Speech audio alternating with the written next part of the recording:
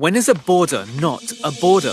When it's a fence that Israel built to create the world's biggest open-air prison. Since March 30, 2018, thousands of Palestinian refugees trapped inside Gaza have taken part in the March of Return, demanding the right to return to their homes in what is now Israel. Israel built a 25-mile fence and has shot people protesting near it, saying it's defending its border. But this fence isn't a border. You know how we know that? Because Israel said so back in the 1990s. When Israel and the Palestinian Authority signed the Oslo agreements, this is how they talked about the fence. The security fence erected by Israel around the Gaza Strip and the line demarcated by the fence shall be authoritative only for the purpose of the agreement. That acknowledges that the line followed by the fence is not a border. Israel wants to portray Gaza as a separate country full of people who want to invade Israel. In fact, international law says Gaza is still under Israeli occupation. The idea that there is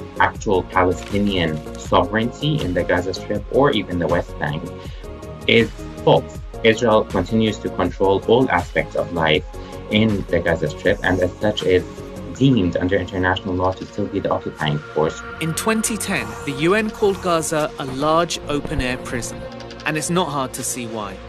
There are only 5 crossing points on the Israeli fence, and 3 of those have been closed for years. Of the 2 that remain, only 1 of those is for people. In September 2018, Israel allowed less than 6,000 people to exit through the Erez crossing. Israel even limits what goes into Gaza through the fence.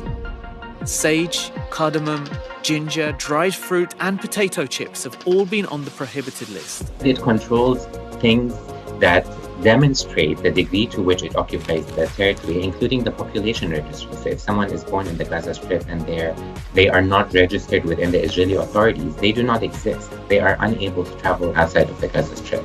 More than 2/3 of people living in Gaza are registered refugees whose families were forced out of their homes by Zionist militias in 1948 in what became Israel. Israel's Jewish majority was